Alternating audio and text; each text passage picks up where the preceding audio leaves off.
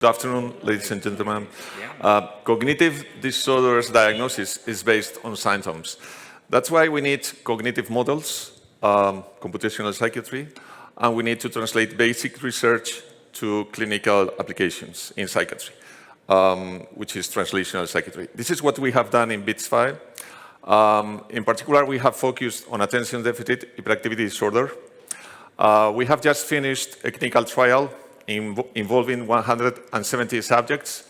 We have derived diagnostic biomarker. The percentage rate in the United States of misdiagnosis in ADHD is above 20%.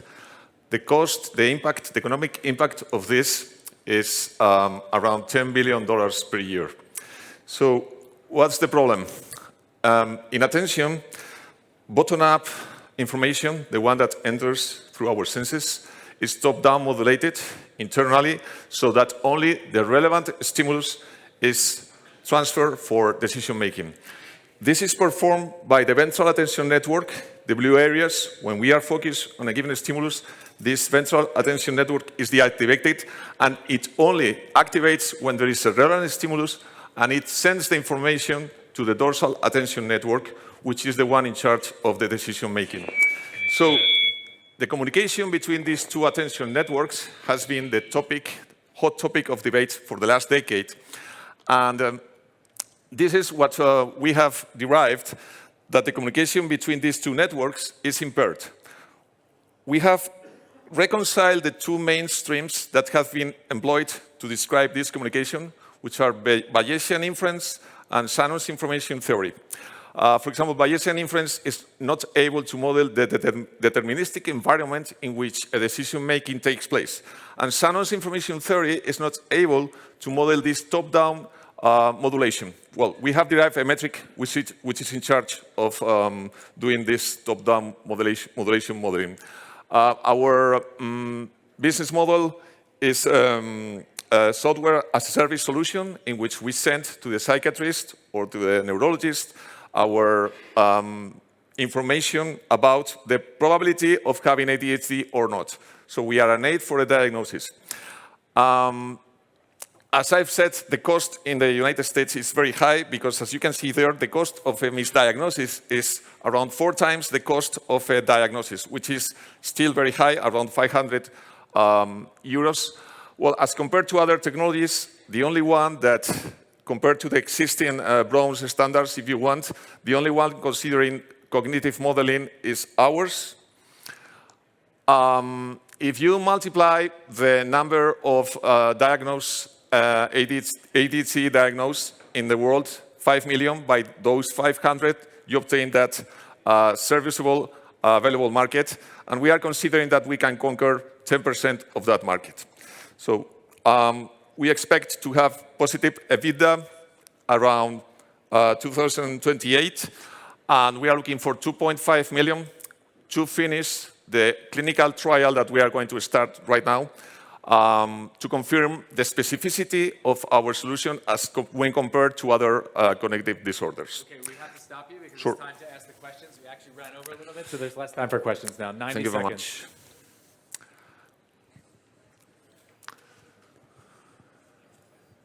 Yes. Hi, Ursula here. So from the competitive landscape, if you can maybe go back to your competitive landscape, you mentioned no other solution can measure this specific network, this specific pathway. How much advantage do you have in actually diagnosing disease compared to other biomarkers that track different signals? So what we are doing is what is known as quantitative EEG. We are deriving the sources and looking at the connectivity between these sources. This is quite novel. We are not the only group in the world, as you can imagine, but I think we are the only one that has focused on attention networks and identified this novel biomarker, which I have not said, but the key that we have seen is that the communication between these two networks in the ADHD is impaired. And in the control group, there is a vertical connection using a dorsoventral neural network, which has been recently discovered in the human. So of course, we have patented this. We have publications that we are going to send in a short period of time. And as you can see, most of the diagnoses that are currently in the market, they are very, or at least they have some kind of sensibility, but they have very low specificity. This is a common situation in the other existing diagnoses. Okay, thank you very much. A round of applause, please. Thank you very much. Thank you. Thank you very much. Next up to pitch, James Mannering, Chief Commercial and Operating Officer, Innovative DX. Welcome. Good afternoon, everyone. Did you know that there is a bacterial infection in the world that accounts for almost a quarter of all antibiotic prescriptions? That's 1 in every 4 prescriptions. Today, urinary tract infections are that problem. Most of these infections are treated on an empiric basis, so a doctor's best guess, with no other diagnostic data available. This results in significant treatment failure in the community alone, over 12%, and that costs the US $2.3 billion each year. And the reason for this is gold standard testing has not changed since the 1900s, because no competitor can offer fast, accurate, and affordable diagnostics at the point of care. This creates a myriad of issues in women's health and antimicrobial resistance. Over 71% of the 400 million UTIs each year are women. We've seen over 25% increase in resistance levels to key first-line antibiotics in the last 8 years alone, and by 2050, it's expected 10 million people a year will die of resistant bacterial infections. For context, that's the same number that die of cancer today. Let's imagine a world where patients and clinicians have access to fast, accurate data at the point of care. At Innovative Diagnostics, this is the solution we're developing. It is an instrument and cartridge format that will provide your lab quality results. Do I have an infection? What is the bacteria causing that infection? And most crucially, which antibiotic will cure that infection? We can deliver all of that data within less than an hour and at very, very attractive unit economics, which allows everyone along the healthcare chain to make money. We have very, very strong comparative data from our early testing, over 96% with blinded third-party data and 100% concordance with regulatory standards we need to meet. We've come a long way since spinning out about 3.5 years ago. We're moving through final testing of our prototypes at the moment and looking to start a clinical trial at the end of next year or early 2026 before FDA de novo grant and clear waiver in 2027. We have a very experienced leadership team, people who've been here and done it in diagnostics and with FDA approvals before. And we have some incredibly exciting opportunities for people to get involved in. We're running a clinical study primarily in the US, but also looking for sites in Europe we'd like your help with. And we're also finishing a Series A now, but looking for a Series B next year of up to $25 million to fund initial commercial ramp-up, manufacturing, and to fund the clinical trials. I'm James Mannering. I'm a Chief Commercial and Operating Officer at Innovative Diagnostics. We have a booth, but if you have any questions, please fire away.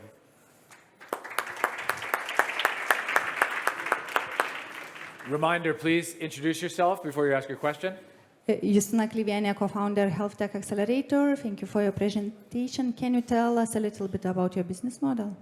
Yeah, sure. So it will be a razor blade model, as most diagnostics are.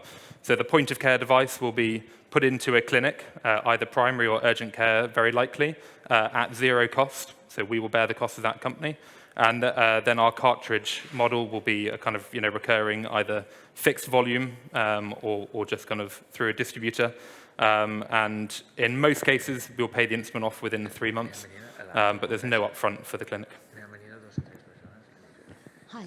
Ursula from day one. Next question. So how long does it take you from the moment you get the urine sample until you can get A, the bacteria identification, and B, antibiotic resistance right now? Yeah, sure. So the patient would give a urine sample in a normal way. So that's probably a couple of minutes of their time. And then it's a very, very simple test. You take a pipette, which is included within our pack. You put it into the cartridge, screw the cartridge down, put it into the instrument. Within 10 minutes, you will know if there's bacteria present causing an infection and what that is. And if it's positive, it will carry on running for another 50 minutes to tell you which antibiotic will treat that. But within 10 minutes, you'll know yes or no. Yeah, we have rapid culture. Anyway, we have a booth at the back. If anybody would like to see the cartridge and learn more, then please come find us. Thank you very much. Thank you. Thank you. Thanks.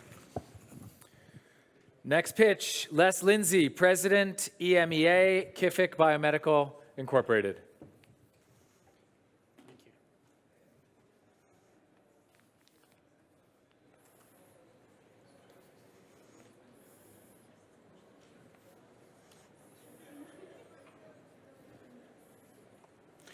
Hello, I'm Les Lindsay, President EMEA for Kific Biomedical. I've got 3 minutes to convince you we are the most disruptive diagnostic on show today. Let's see if I can do that. Kific Lab, which will disrupt the diagnostic market by providing access to interstitial fluid. Is that clicking on right? Sorry, beg your pardon. This is a bold statement, but like the Genome Project, we are doing something revolutionary. We are providing access to a new medium to unlock the power of interstitial fluid. We have a lab test called the Kific Lab, but outside of CGM and diabetes, there has not been a way to access easy interstitial fluid until now. Right. Why interstitial fluid? Interstitial fluid fills the cells and has gaps between the cells and has been called the information superhighway. We don't have to prove this. If you type in interstitial biomarkers into your Google search, you will come up with hundreds of thousands of quoted, cited, peer-reviewed papers. So ISF has the potential to be more valuable for diagnostics than blood. Okay. ISF can detect more biomarkers than plasma. There are 12,500 biomarkers in ISF. So this is painless, needle-free technology, and can be used for collection of interstitial fluid at home. There is an urgent need for improved cancer detection. The barriers to entry for the colon testing, which is our first to-market kit in 2026, are that it's not easy to access and avoids colonoscopies. So it's invasive and unpleasant to have that. This is a test-at-home kit. This is the first of a range of colon cancer testing kits addressing a big market. So a personalized diagnostic platform. We can detect many things. We have many uses, such as traumatic brain injury or other neurodegenerative diseases could be used for this kit. We certainly are looking at the military health as one aspect of it. So we offer a cost-effective, fast, convenient, and universal platform for personalized diagnostics. Questions? I'm on booth S33 in the hall if you do have any further questions. Did that okay on time? Yeah. Would you like the 2 minutes for the questions here? Yes, sure. In front of the public? Yep. Free of charge. Free of charge. Thank you. Hi, Daniel Monert-Luke from Altano Capital. So it says FDA approval is still pending. What's the clinical timeline here? About a year to get our first, maybe a little bit shorter, but we'll say a year to be conservative. From today, Yeah. basically? Okay. Sometime in 2026. We've gone a lot of the way down with just the extraction device. Now we're tying it to a cancer test for colon cancer. Okay, got it. Thanks. Hi, Gemma, VC at We Venture Capital. We're a diagnostics-focused fund exclusively. Where do you see this being deployed across the clinical care landscape? We're not big enough to do it as quick as it could be done. So we seek a partner like Apple, like Medtronic, like GSK, who can run it out over a much wider thing. So we're kind of a target takeover company to get it out for all of the indications it could be used for. It's replacing blood. Probably 70% of blood tests go away if we get this working across the clinical area. Is that my 2 minutes or no? You have No, 30 seconds left. 30 seconds. What about patents? Is the patent on the device, on the biomarker, on both? No, you can't patent biomarkers, but we have it on the electroporation, which opens the channels, and the extraction of the fluid into the little sample container. Oh, sorry, I didn't mean to do that. I got it. Who did I throw it at? So it just extracts the fluid into a little sample container for near-patient testing or sensors indwelling or send off to the lab. So the sample goes to the lab, not the patient. You don't need a nurse or a needle. That's the biotechnology we are offering today for disruptive diagnostics. Okay, thank you very much. Thank you. Thank you for the pitch. Oh, good. Well done. Next pitch, Javier Jimenez, founder and CEO of Criba. Thank you. Hi there. Can you hear me? Yes. It's a pleasure to be here today and share with you our mission to enable global access to early detection and monitoring of infections in extravascular fluids, such as infant meningitis, uveitis, or peritonitis. Extravascular fluids are those fluids in the body that in a healthy state look like water, but when there is an infection, white blood cells come into there to attack virus or bacteria. This level of white blood cells is what we can detect very accurately, completely non-invasively with our AI-powered ultrasound platform technology, Neosonics.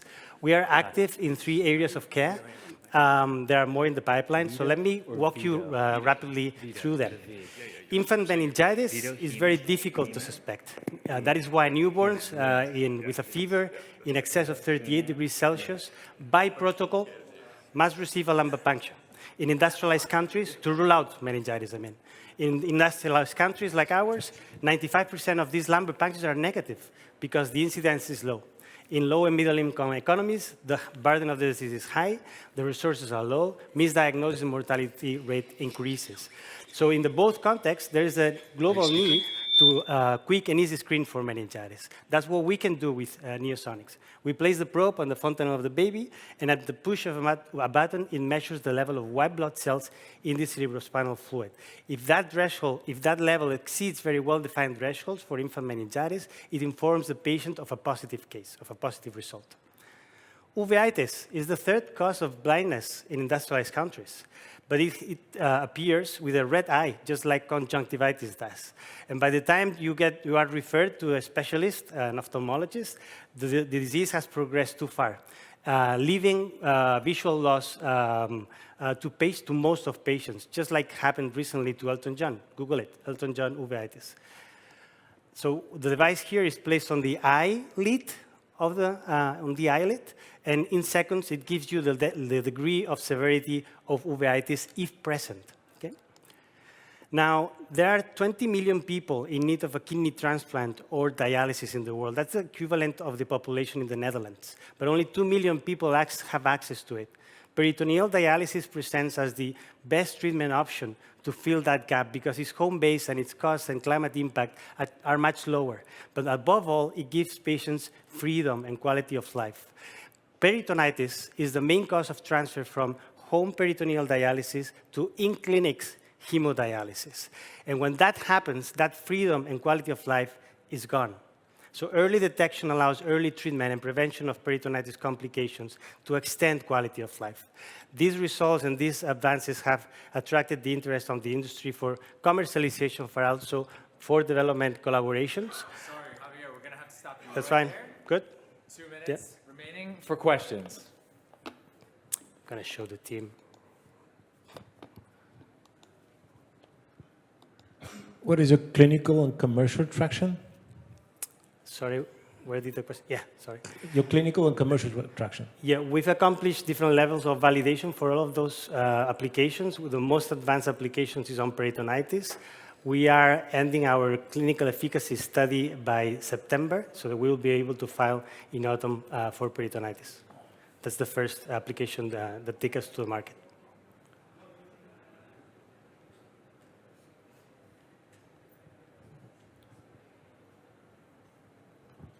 Hi there, Martin Müller from Karma Fund here. So can you talk a bit about your business model? Who's supposed to pay for your solutions? I guess health insurance, hospitals, and why do you think they are willing to pay for that?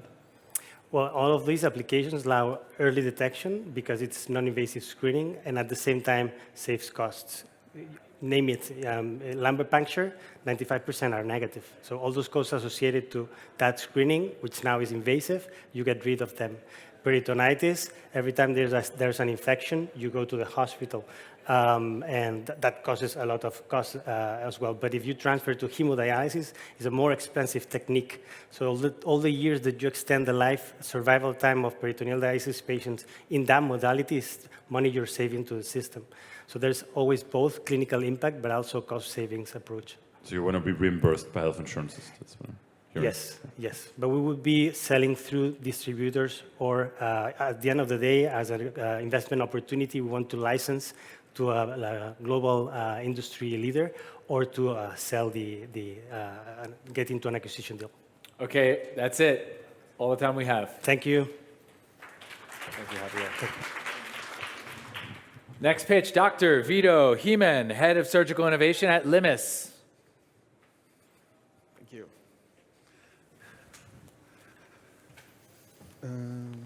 Let's see. All right. Hello, everybody. My name is Vito Heeman, and I'm Head Surgical Innovation at Limis Development. And today I'm here to present to you a breakthrough in minimally invasive surgery called preventative imaging. In surgery, tissue perfusion is vital for patient outcomes. However, surgeons often rely on subjective clinical indicators of tissue viability, often leading to complications such as anastomotic leakage. This happens in up to 20% of the 1 million GI surgeries yearly, when insufficient blood flow prevents adequate healing of the reconnection of the colon tissues. And this is caused by the lack of blood flow. The result, severe illness, costly reoperations, extended ICU stays, and extremely high mortalities. So that's when we realized that if we could visualize tissue perfusion, we could guide surgeons to the most optimal site of the anastomosis. On the left, you can see a picture of what the surgeon sees now. And based on the color and the look of the tissue, the surgeon could place the anastomosis at line A. However, if we look on the right, we can see that based on our perfusion images, where blue is low perfusion and yellow is high perfusion, the surgeon might be better off placing the anastomosis at line B, possibly preventing anastomotic leakage. Our plug-and-play device works with all existing laparoscopic video systems, and this gives us a massive install base from legacy systems up to the newest robotic systems, and it's protected by multiple patents. Our significant advantages are that it's dye-free, we offer a higher accuracy, and it's more sustainable than competitors. We foresee a capital sale and service contracts as a business model, and we are setting up distribution via distributors, but also strategic partners. We can also offer an attractive gross margin for both ourselves as well as the distributors. So the perfusive imaging product is clinically validated in more than 120 clinical cases across 5 clinical trials, and we saw a change in surgical decision-making in up to 20% of the cases. We expect FDA clearance in Q4 of 2025 and MDR-CE in Q1 of 2026. And in the meantime, we continue improvements based on AI with image enhancement and quantification. We were only able to do this with an amazing team. We have everything in-house, from hardware engineers, software engineers, quality regulatory, and our clinical trials are run by a medical doctor. So I would like to present to you the opportunity to invest in our company. The total fund ask is 3 million, of which we have secured half already. And this will put us forward 2 more years, where we have MDR and FDA certificates, get 25 products in clinical use, and set up contracts with distributors. So do you want to help prevent anastomotic leakage? Then please come talk to me afterwards. I have 5 seconds. We also have a booth in the back, so please come see us. Thank you.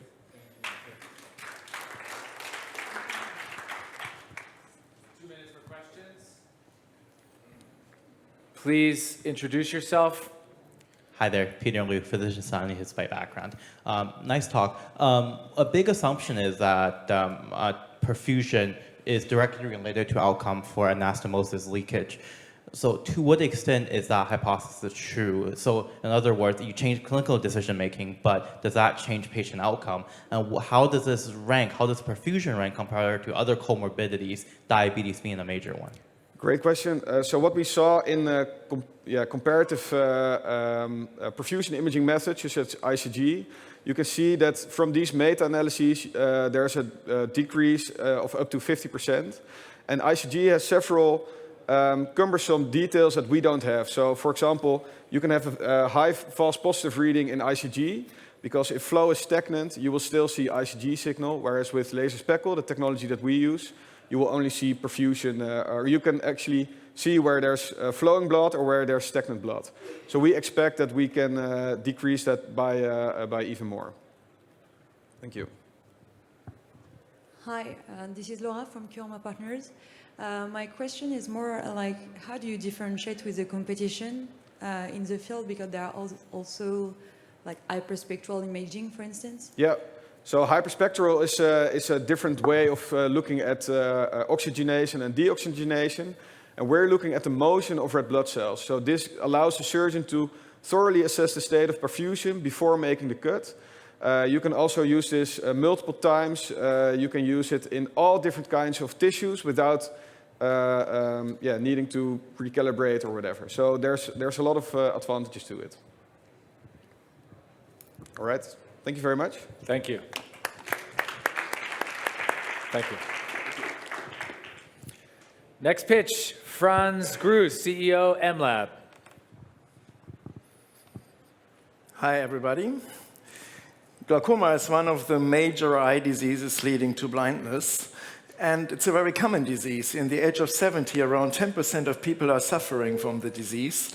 And unfortunately, the current treatment can only slow down the disease progression. Therefore, it's crucial to find the disease as early as possible to prevent from blindness. Furthermore, we have 50% undiagnosed severe glaucoma cases, and that's why we need a point of care, rapid glaucoma testing, what we are developing at MLab, to have an earlier detection everywhere and an earlier start of treatment. What we are looking for is for some antibody reactions against eye antigens, which can tell us if there is an ongoing glaucoma disease or an autoimmune reactivity. We use tear film as a non-invasive approach to measure those antibodies, and we have developed a new technology, a multiplexing technology based on lateral flows. The lateral flows, all of you know from the COVID testing, where you have those lines. We have little microarray on this strip, where we can test many analytes in parallel.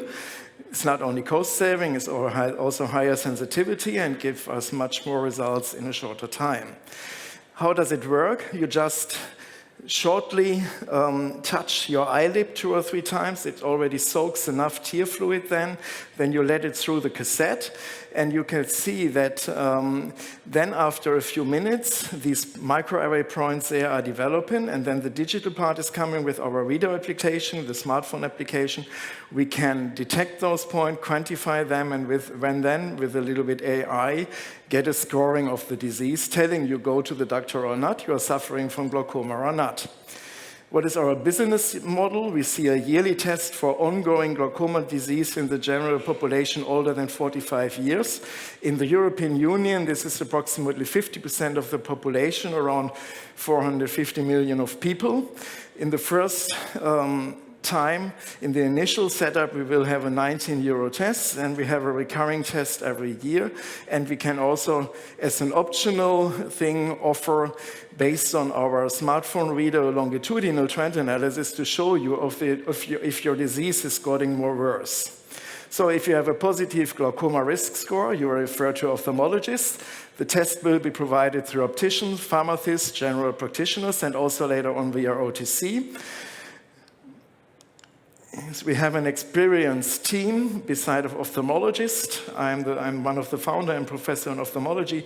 We have scientists, we have people who are very experienced in the technology, scaling up companies coming from big pharma, and also key opinion leaders. So we want to be in the market in the next 2 years. We have clinical data in more than 1,000 patients. We have a working prototype with a very high sensitivity and specificity. Sorry, friends. We're going to have to stop you because now we have just 2 minutes for questions. Yeah, okay. So sorry. Wait for a microphone. Please introduce yourself. Hi, Anastasia Marquarde from Eversana. Thanks for the presentation. How your solution compares to intraocular lenses for continuous monitoring? Because I've worked in the space, and for glaucoma, continuous monitoring is also very important to actually diagnose it. Yes, Thank you. the intraocular pressure is kind of useless for diagnosing glaucoma because you have 30 or 40% of people who never have a high intraocular pressure, and you have 10% of population who have an high intraocular pressure and never get glaucoma. But if you want to monitor the treatment, you need what you are saying, the monitoring of the IOP. But for detecting the IOP, the glaucoma disease IOP is not the thing to go for.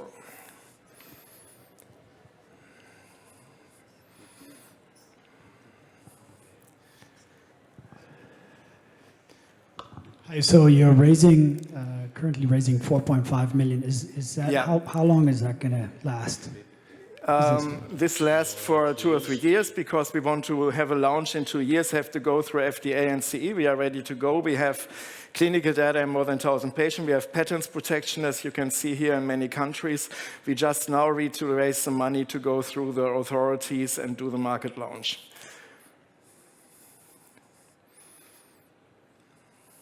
Last question, about 20 seconds. Do you have any market traction already? Pardon?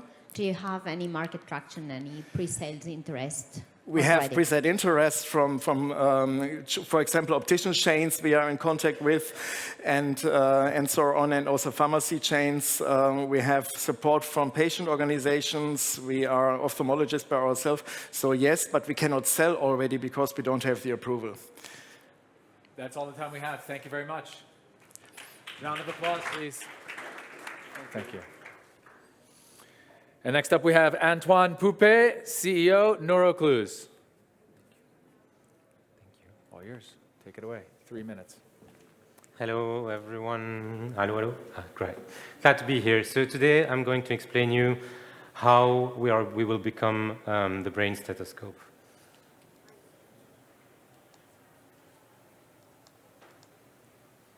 Doesn't work.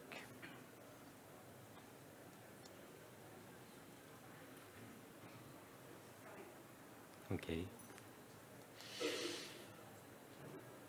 Nope.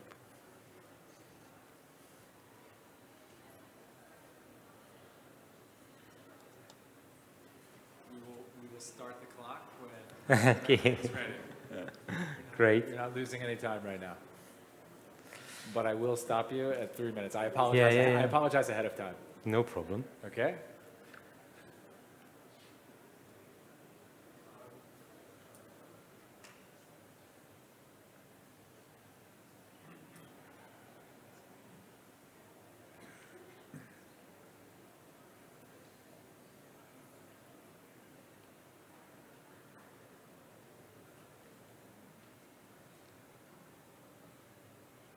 Working. I saw someone shaking hands. Try the... Nope.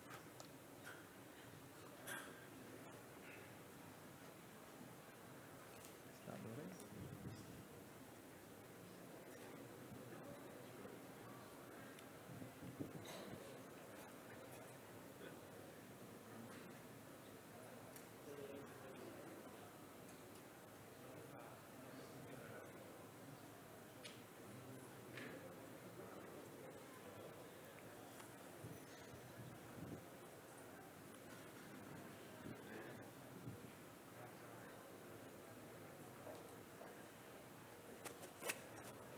having some trouble with the file. Could we move you to the end? Yeah, We'll yeah. take somebody right now, and we'll take a look at it. Okay.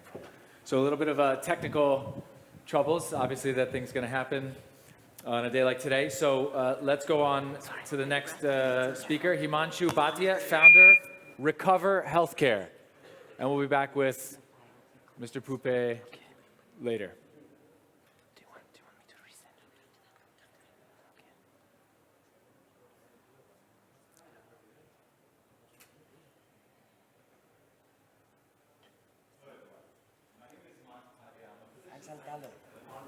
Recover Healthcare, where we have developed a disruptive diagnostics platform that's designed to deliver rapid, accurate, and portable solution to some of the most critical health and safety challenges being faced by the world today. 10-year-old Sasha was overjoyed as she was hopping home, excited to show her award to her parents, when the driver who dropped her started the bus a bit too soon. She was taken to the ER, but she did not survive the crash. The driver was under the influence of marijuana. It's not just the roadside. Since marijuana legalization has spread across the US and around the world, incidents like Sasha has increased considerably. And also, the workplaces are also not safe, with over 55% increase in workplace accidents due to drug usage since marijuana has been introduced. As a scientist, I knew there had to be a better way. At Recover Healthcare, we have developed a transformative solution that's not only highly accurate, but it's also very simple to use. With a small drop of saliva, it's very easy to diagnose the presence of delta-9 THC, the psychoactive component of marijuana, right at the point of care. Saliva is the only medium where delta-9 THC correlates with impairment, whereas in urine and hair, the presence of metabolites stay for as long as 30+ days. Our technology is scientifically proven and protected by multiple patents. It's the first time a fiber optic cable is being used for biomarker detection. Our go-to-market is for safety-sensitive industries like construction, transportation, and manufacturing, with a very highly attractive pricing of $1,500 per device and $50 per test, giving us a recurring revenue model. And we do not need any FDA approval for our first use case, helping us get fast into the market before we evolve into other diagnostic tests like the maternal health and infectious diseases. We have completed our Series A and are backed by leading investor groups and have been backed by 2 NIH grants. We have a stellar team of scientists and engineers who believe in the vision of improving access to accurate diagnostics, because awards belong in kids' hands and not serve as a memory of their tragedy. Thank you much.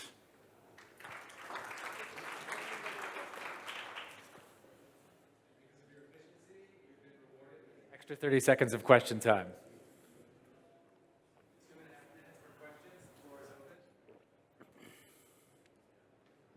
Come on, don't be shy. Hi, this is Jan from Joyance Partners, and I want to ask, what is the first use cases that you mentioned that doesn't need approval? Yeah, so to diagnose, to screen for the presence of marijuana at employer and insurance, FDA does not regulate that because it's not a diagnostic test, it's a screening test. And so we do not need any FDA approval, but that, because it's a new technology, it helps us develop the technology, get fast into the market, start generating revenues, but being a platform, it's applicable to other areas where FDA approvals may be needed. Thank you for your question.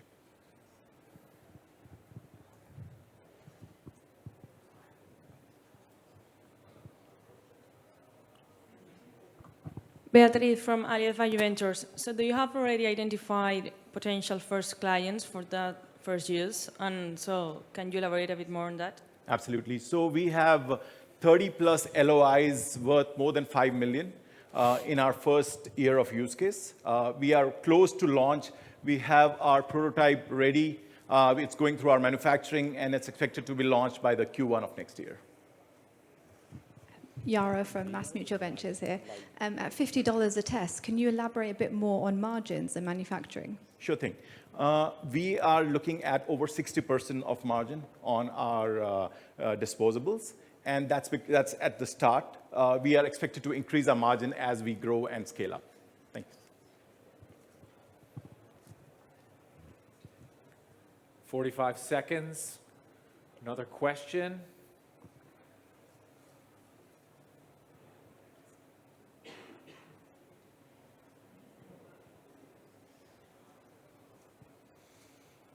You're welcome to come to our booth and look at our device and talk to us if you'd like. Thank you much. Thank you. Round of applause. Thank you very much. Thank you. Have a nice day. Next pitch, Ulrich Weigelt, CEO, Robot Dreams.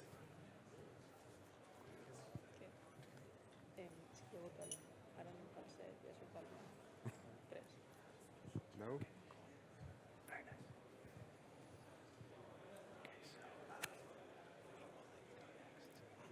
Looks good. Thanks. Hi, everybody. My name is Ulrich Weigelt. I'm the CEO of Austria-based Robot Dreams. We are a platform for AI-powered blood diagnostics to detect the acute coronary syndrome. We are disruptive because we don't use any biomarker. We are unique because no one is doing it what we are doing, and patent pending to protect our technology. So, the heart attack is the death factor number 1, if you know. This causes up to 16 million visits in the emergency room year by year. The heart attack is classified as STEMI or non-STEMI. So STEMI is diagnosed by the ECG, which you can see here on the hurdles, or bubbles. But if the ECG is normal, troponin has to be measured in blood at least twice to diagnose STEMI. So and now the problem begins, because each diagnosis lasts 1 to 3 hours, so it can last up to 7 to 8 to 9 hours, and 30% of the diagnoses are false positive, which means out of 100 patients, with 30 patients, the doctor does not know what to do. And this causes millions of unnecessary hospitalizations, invasive interventions, and so a lack in quality. Our solution, we need just the blood sample, a first blood sample. So that can be measured in a hematology device within seconds. So we take raw data out of the hematology device containing thousands of high-dimensional blood cell measurements. So we make heart attack predictions, STEMI and non-STEMI, which is the extra factor, more accurate and much more faster than the biomarker troponin, and so the gold standard as of today. In the cloud or installed into the laboratory infrastructure, we are securing the highest level of data protection because it's anonymous. So the troponin market is obviously the market we are aiming for. It's a 28 billion market. Our go-to-market strategy is obviously, as we are taking data out of the devices, to go with the manufacturers of these devices, because they are standing in every laboratory of the world. So here the leading manufacturers are already talking to us. It's Sysmex as market leader with 65% market share, Abbott, Siemens, and so on, plus Roche, who is the leader for the troponin tests as of today, has offered us already to bring us on their Navify platform, and so in all labs of the world. So this is our sales forecast. At the end of the day, you know, this is a multi-billion market. And let's come to the team. So on the left side, you see my partner, my founding partner. It's Dimitri. He is an AI, a very awarded AI expert. I'm the business guy with more than 30 years business experience. We have Professor Dr. Alexander Pushkin. He is the lab guy. And Alex Schwarzfurtner, he is our COO. Okay, very sorry. We will have to stop you here because now you have under 2 minutes for questions. I thought. Okay. I thought this is 3 for you, 2 for the questions, and if they have to ask more and you need to go over more, you can do it outside. Okay. So about 1:30 now for questions. Please introduce yourself and make it brief.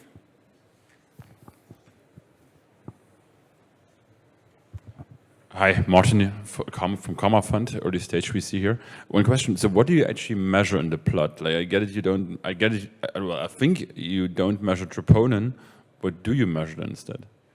So we are measuring the raw data out of the blood cells, you know, and here the morphology of these data.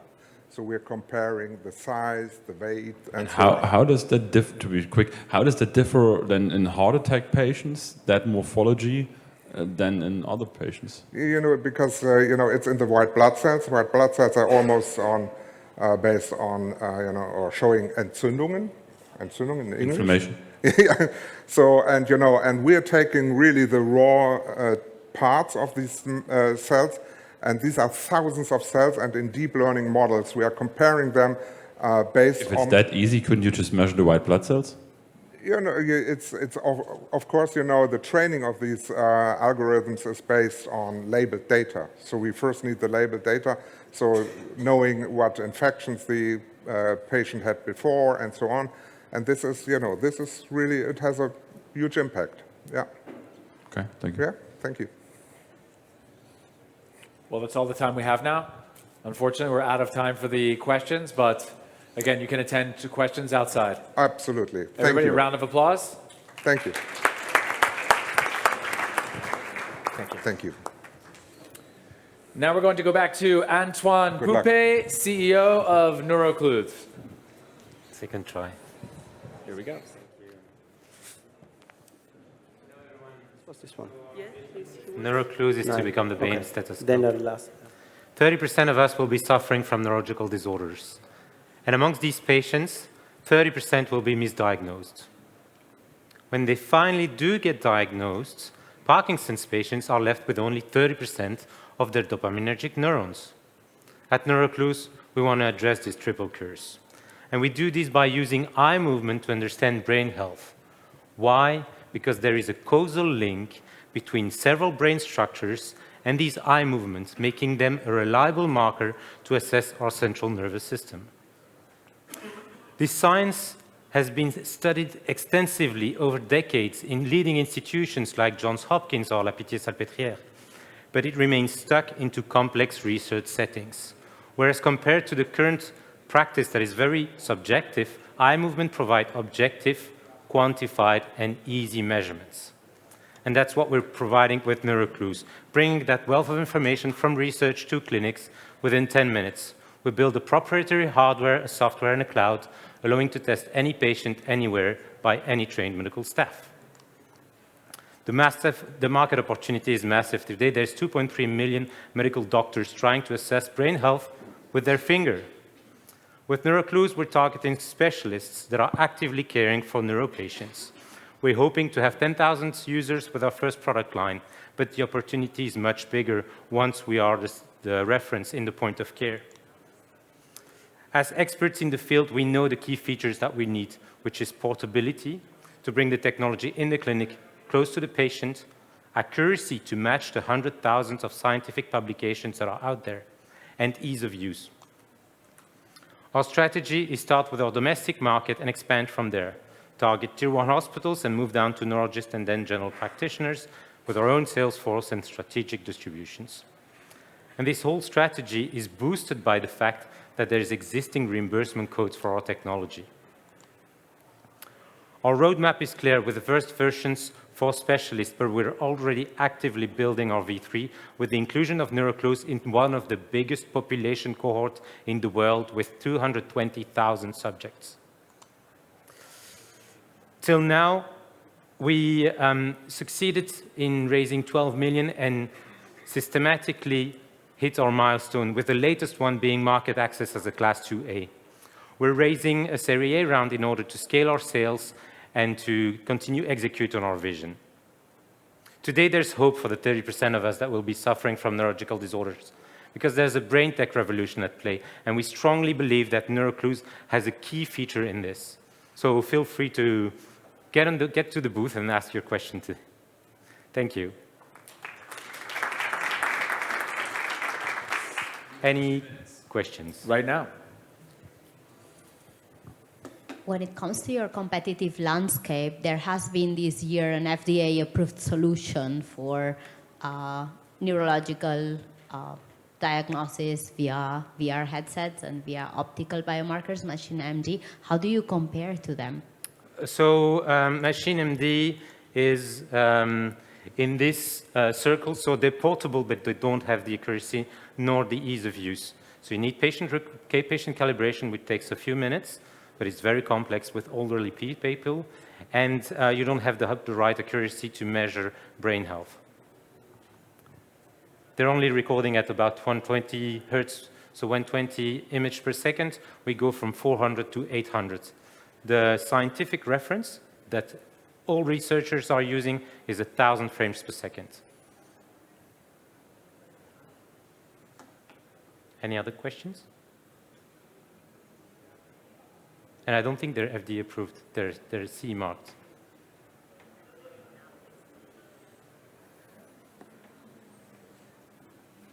"40 seconds. Any other questions?"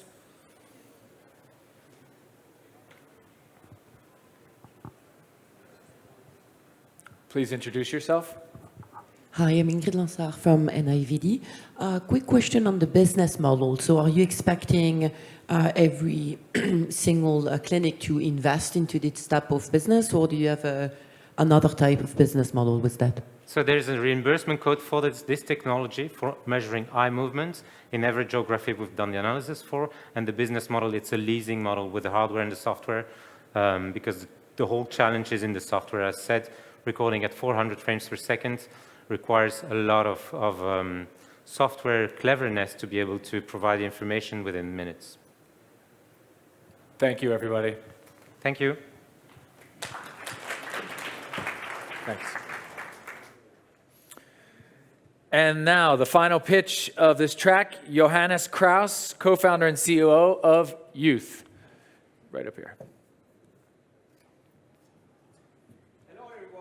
I'm Johannes Kraus, the co-founder of Youth, and we do full health checkups in less than 2 minutes.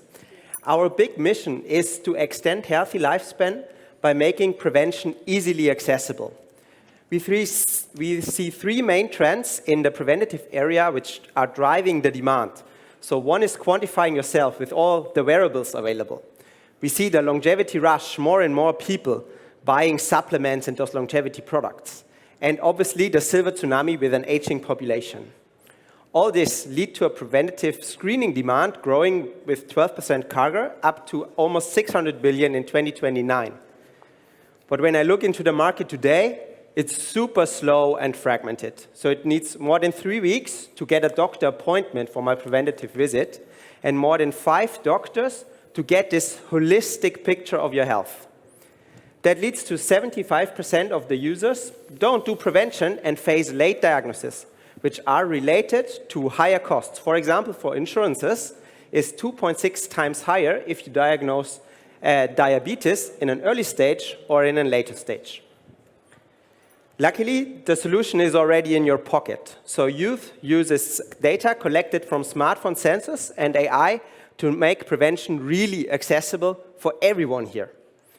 So we do a 60-second face video, an audio recording just talking about your day, and pictures of your face and your eye. And with that, we screen for 7 organ systems and 30 biomarkers, and we get an overall score. How do we build all of this? We cannot build everything ourselves at a small startup. So we decided to build a platform where we integrate all the leading market offerings for screenings in our platform, all the best apps, and we add our unique biomarkers ourselves. For everything which comes from the outside, it's clinically validated and already in insurance and medical workflows. For our things we are building our own, we have good POC metrics with over 90% accuracy, and we partnered with Harvard in the US and with Humanitas in Europe to get this research done. So we position this as the most accessible and most holistic smartphone screening out there, much more accessible than clinics and much more holistic than single organ-focused screenings. And with that, Youth will be the universal entry point for the health and wellness industry. Might it be insurances, longevity clinics, or supplements? It's always, everything starts with a screening. We have already signed 22K MRR and will reach 35K by end of year and have another 50K pilot signed for next year. It's a team with Filippo, longevity enthusiast, me as an ex-physical therapist and insurance founder, and Yuri has built machine learning models in the medical space. Okay, we're going to have to stop you there because now it's time for questions in 2 minutes. Perfect.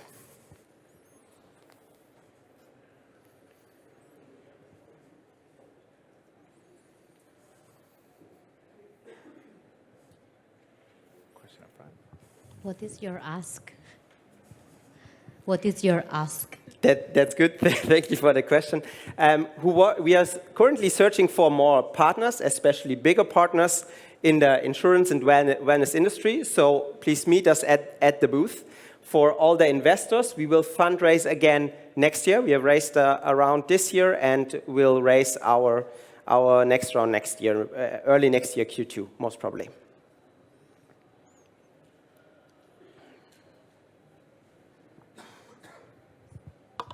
So Daniel Manatluk, Altano Capital. The revenue model, I didn't quite understand with the 50K and so on. Maybe, yeah. So we are distributing this in a B2B2C business model, meaning we are selling this app as licensed or a white label, co-labeled app to business partners like insurances, longevity clinics, big wellness providers, and they give it for free, or it feels for free, to their users. And we sign usually big contracts with those businesses, and they distribute it.